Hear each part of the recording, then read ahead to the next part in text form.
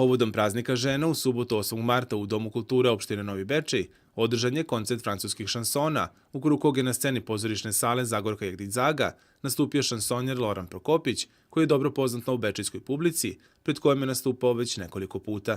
Na repertoaru su se našle posebno odabrane pesme najvećih imena francuske šansone, kao što su Edith Piaf, Jacques Brel, Charles Aznavour, Georges Moustaki i drugi.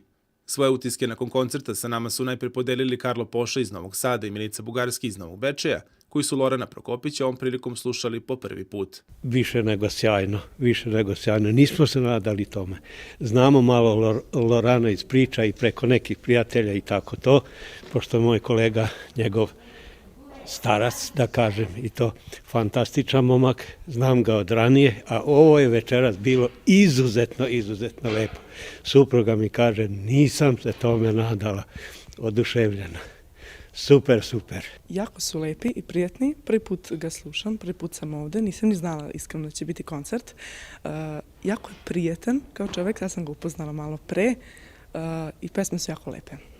Kuriozitet ovog nastupa svakako je bio stari muzički instrument vergl, pa je publika u Novom Bečeju imala priliku da se bliže upozna sa malim, ali i velikim izdanjem ovog instrumenta, koji mnoge podsjeća upravo na Francusku, u kojoj je nekada bio veoma popularan i gde zauzima značajno mesto.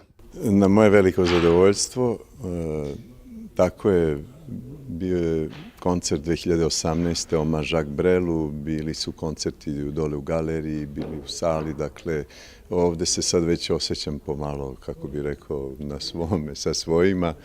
Večeras je jedna divna atmosfera, izuzetno mi je drago da smo ponovo zajedno i publika je večeras bila sjajna, kao i obično, skoro da kažem, iako je ovaj koncert, ili bolje reći ovo veče, bilo specifično zato što sam predstavio dva instrumenta koja su, da kažem, tradicionalno vezana za francusku šansonu. U pitanju su dva vergla, jedan veći i jedan manji, koji imaju slične mehanizme rada, ali su drugačiji po zvuku.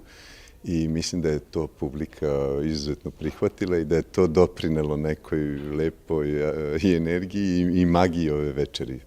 Tako da mogu samo da kažem da mi je bilo sjajno i jedva čekam sledeće druženje. Vergl je,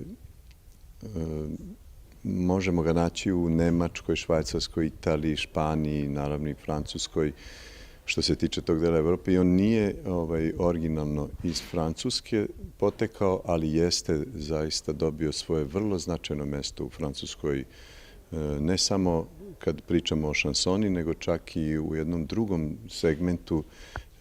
Imao je veliki socijalni karakter jer je služio mnogima nakon sukoba ratnih da im to bude izvor prihoda ukoliko su, nažalost, kao invalidi došli iz rata i nisu imali drugog načina.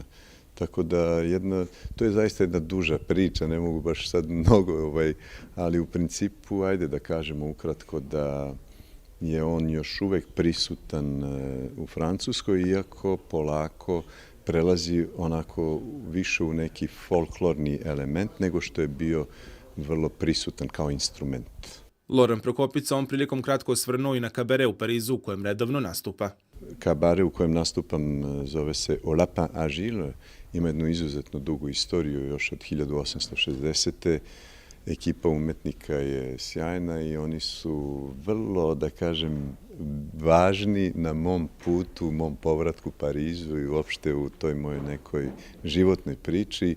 I ja sam zaista vrlo ponosan što sam deo tog kabarea i naravno kogod bude imao priliku da dođe u Pariz na Montmartre i u najstariji kabare na Montmartru, Au Lapin Agile.